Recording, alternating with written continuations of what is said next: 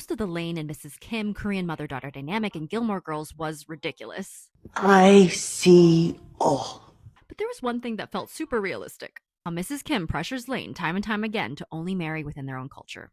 Hi, my name is Dr. Yi. I'm a professor who studies and teaches about Asian American psychology, and research shows that Asian American intermarriages, especially those involving interracial and other boundary crossing unions, such as through religion, nationality, and so on, elicit intense anxiety. Let me read you the first line of Kelly Chong's book, Love Across Borders: Asian Americans, Race, and the Politics of Intermarriage and Family Making. When I was growing up, my family's mantra was marry your own kind, a nice Korean boy. Don't even think about doing otherwise.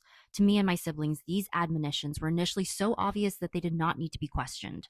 Of course, we must stick to our own kind. Of course, we must preserve our cultural heritage. Koreans were, after all, a proud, homogeneous people with a unique culture and history, and we could not dare threaten that.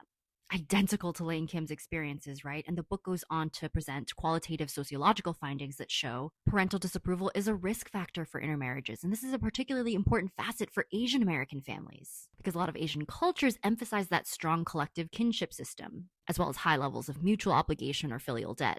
Lane clearly sought her mom's approval, and while she eventually got some of it with Zach, I think it would have been really interesting to see that conflict get fleshed out more, especially with Dave Rogalski. But what do you guys think? Follow for more Asian American psychology from Professor.